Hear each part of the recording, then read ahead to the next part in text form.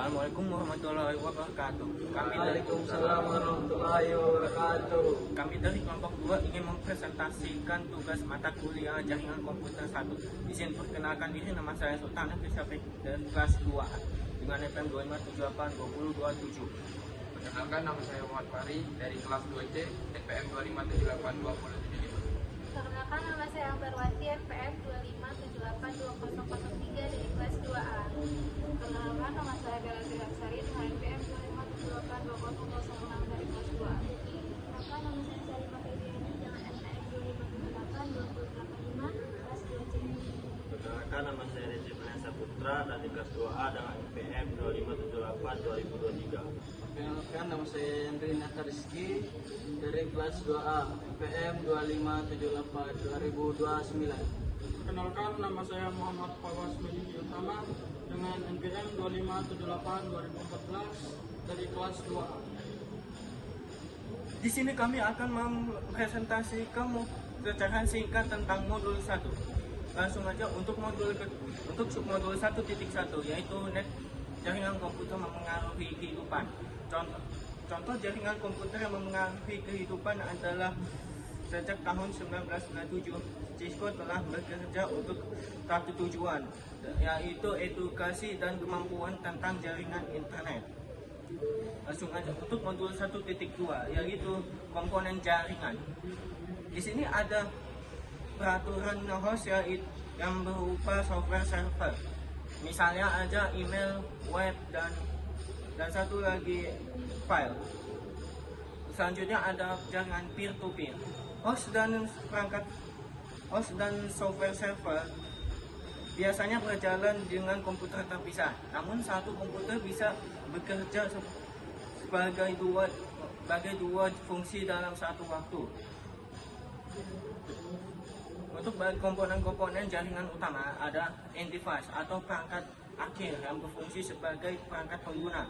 Contohnya saja komputer, laptop maupun HP. Selanjutnya ada intermediary device atau perangkat perantara. Misalnya aja LAN switch, router, host, firewall. Dan selanjutnya ada net transmisi media yang itu bisa berupa jaringan berkabel, nirkabel ataupun fiber optik.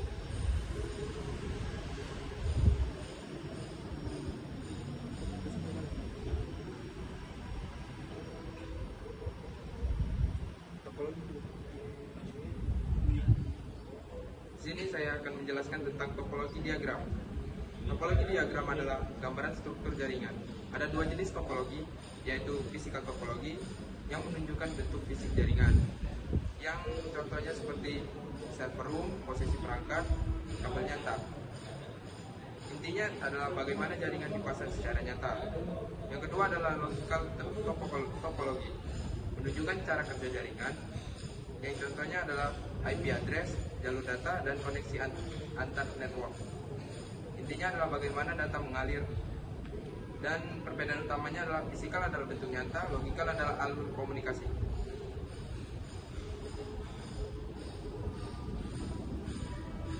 Saya membacakan tentang 1.4 yaitu network of many size, yaitu jaringan berbagai ukuran. Jaringan komputer memiliki ukuran yang berbeda-beda, dari yang sangat kecil 2 komputer sampai yang sangat besar jutaan komputer. Fungsinya yaitu berbagai sumber daya, printer, file musik, dan lain-lain. Jenis berdasarkan skala yaitu homework untuk kebutuhan rumah atau berbagi file atau printer. Ada juga enterprise network yaitu untuk perusahaan besar, server email, dan kolaborasi. Internet adalah jaringan terbesar yaitu disebut dengan network of networks. Dan di sini juga ada di rumah atau kantor kecil sering menggunakan peer-to-peer yaitu perangkat bisa jadi client atau server sekaligus. Yang kedua yaitu ada LAN dan WAN. Jaringan dibedakan berdasarkan luas area, jumlah pengguna, jenis layanan, pengelolaan jaringan, yaitu ada LAN, local area network, yaitu jaringan dalam area kecil, rumah, sekolah, atau kantor. Ciri-cirinya menghubungkan perangkat dalam area terbatas, dikelola oleh satu organisasi atau individu, berkecepatan tinggi, yaitu contohnya jaringan wifi rumah atau web komputer. Selanjutnya ada area network, yaitu jaringan yang mencakup area luas atau kota atau negara. Ciri-cirinya menghubungkan banyak LAN, dikelola oleh provider atau ISP, berkecepatan relatif lebih lambat dibandingkan LAN, contohnya internet. Selanjutnya ada internet. Internet adalah jaringan global yang menghubungkan berbagai jaringan di seluruh dunia. Internet tidak memiliki oleh satu pihak, melainkan dikelola oleh banyak organisasi dan menggunakan standar dan yang sama agar semua perangkat dapat saling berkomunikasi. Yang kedua ada intranet.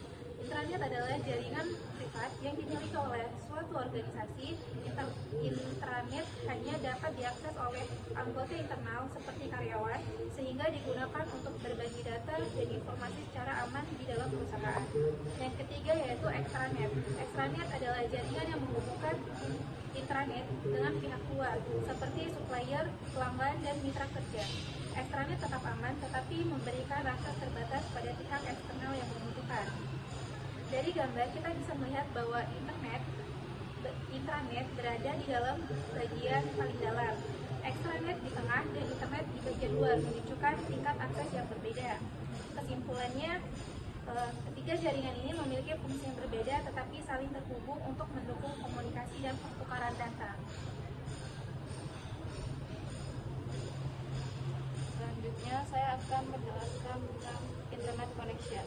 Yang pertama ada internet access technology. Ini membahas teknologi untuk mengakses internet. Contohnya fiber optik, pakai serat optik atau paling cepat. Yang kedua wireless, tanpa kabel. Intinya cara berbeda yang digunakan supaya perangkat bisa terhubung ke internet. Yang kedua home and small office internet connection. Di sini membahas koneksi internet untuk rumah atau kantor kecil. Ciri-cirinya adalah digunakan untuk jumlah pengguna sedikit, biasanya pakai wifi router atau modem ISP. Kecepatan cukup untuk browsing, streaming, belajar, atau kerja online. Contoh, internet rumah IndiHome, Biznet, dan lain-lain. Yang ketiga ada business internet connection. Ini untuk perusahaan atau bisnis. Ciri-cirinya adalah lebih stabil dan cepat, bisa melayani banyak user. Ada backup connection, dan tetap jalan kalau putus. Intinya lebih mahal tapi lebih handal dibanding internet rumahan. Yang keempat ada the converging network. Ini membahas konsep konvergensi jaringan. Artinya satu jaringan bisa digunakan untuk banyak layanan sekaligus. Contoh Zoom atau Google Meet adalah gabungan suara, video, dan data. Dulu terpisah, sekarang jadi satu jaringan. Dan yang terakhir ada packet tracer. Bagian ini biasanya praktik menggunakan software simulasi. Software yang dipakai Cisco Packet Tracer. Fungsinya membuat simulasi jaringan, menghubungkan perangkat PC, router, switch, melihat alur komunikasi data. Intinya belajar networking tanpa harus pakai alat asing. Selanjutnya saya akan menjelaskan pada bagian 1.6, yaitu tentang arsitektur jaringan dan karakteristik intinya. Arsitektur jaringan adalah dasar bagaimana sebuah jaringan dirancang agar dapat menghubungkan perangkat manusia dan informasi secara efisien. Agar jaringan dapat berjalan dengan baik, terdapat 4 karakteristik utama yang harus diperhatikan. Pertama, toleransi kesalahan, yaitu kemampuan jaringan dalam meskipun terjadi gangguan, misalnya dengan jalur cadangan atau redundansi. Kedua, skalabilitas, yaitu kemampuan jaringan untuk berkembang tanpa menurunkan performa ketika jumlah pengguna atau perangkat bertambah. Tiga, kualitas layanan, yaitu yang memastikan data penting seperti video atau suara tetap berjalan lancar meskipun terjadi kemacetan jaringan. Dan yang terakhir, keamanan jaringan, yang meliputi perlindungan data melalui prinsip kerahasiaan, integritas, dan ketersediaan. Kesimpulannya, arsitektur jaringan yang baik harus mampu memberikan koneksi yang andal, fleksibel, berkualitas, dan aman. Di sini saya akan menjelaskan tentang range jaringan. Jaringan menghubungkan kita dan apa yang dibutuhkan untuk menjaga kendalanya. Namun jaringan seperti hal lainnya terus berubah. Ada beberapa tren dalam jaringan yang perlu ada seiring dengan munculnya teknologi baru dan perangkat pengguna di akhir pasaran. Yang kedua, konsep perangkat apapun untuk melihat konten apapun dengan cara apapun adalah tren global utama yang membutuhkan perubahan signifikan pada cara kita menggunakan perangkat dan menghubungkannya dengan aman ke jaringan. Individu ingin terhubung ke jaringan tidak hanya untuk mengakses aplikasi data, tapi juga untuk berkolaborasi satu sama lain. Kalau kolaborasi didefinisikan sebagai tindakan bekerjasama dengan orang lain dalam sebuah proyek bersama. Alat kolaborasi seperti Cisco Webex yang ditunjukkan pada gambar.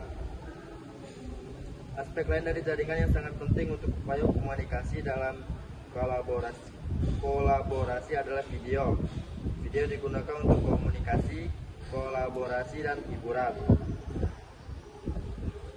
Komputasi awal adalah salah satu cara kita mengakses dan menyimpan data. Komputasi awal memungkinkan kita untuk menyimpan file pribadi, bahkan mencadangkan seluruh drive di server melalui internet.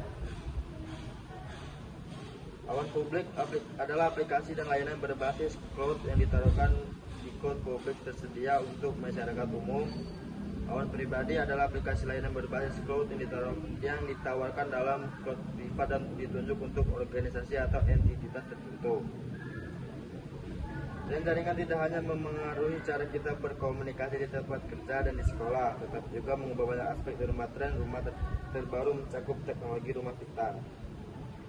Jaringan powerline untuk jaringan rumah menggunakan kabel listrik yang sudah ada untuk menghubungkan perangkat seperti yang ditunjukkan. Dengan menggunakan adaptor powerline standar, perangkat dapat terhubung ke LAN.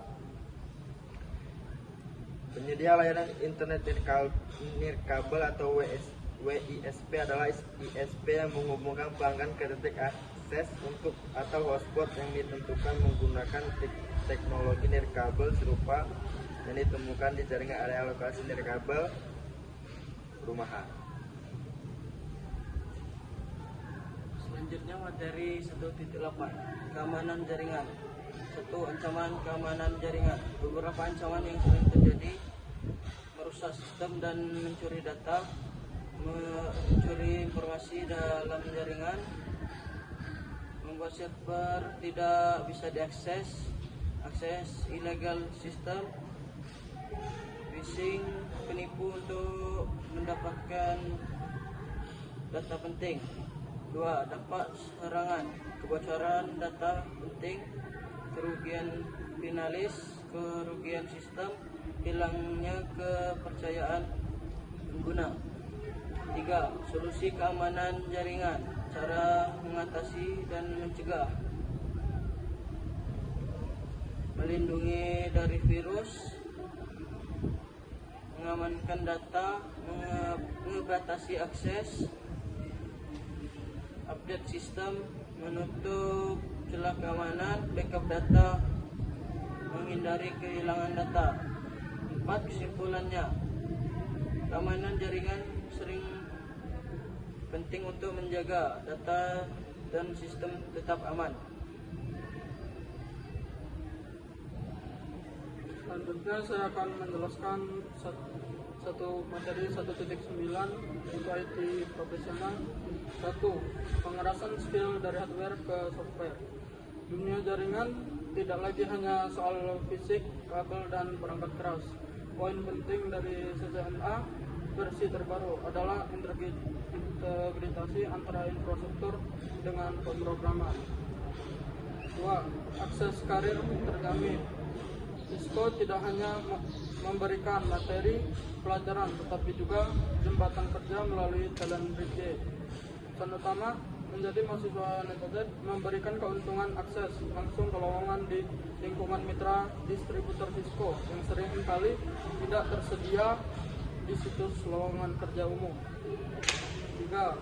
Fleksibilitas jalur belajar. Dihapusnya persyarat bertingkat, tidak harus punya CCNA atau untuk ambil CCNP profesional, menunjukkan bahwa industri saat ini lebih menghargai keahlian nyata dibandingkan sekadar urutan gelar.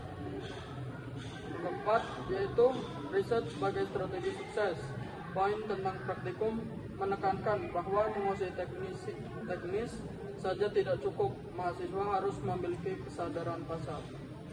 Pesan utamanya yaitu Anda harus produktif untuk mencocokkan apa yang dipelajari dengan apa yang sebenarnya diminta oleh perusahaan platform seperti LinkedIn atau Glassdoor. Kesimpulannya yaitu sertifikasi Cisco saat ini lebih modern, fokus otomatis, lebih mudah diakses, tanpa persyaratan ketat dan didukung penuh oleh ekosistem pencarian kerja yang eksklusif talent BJ. Demikian presentasi singkat dari kami. Mohon maaf bila ada kesalahan dalam penjelasan materi. Cukup sekian dari kami akhiri. Wassalamualaikum warahmatullahi wabarakatuh.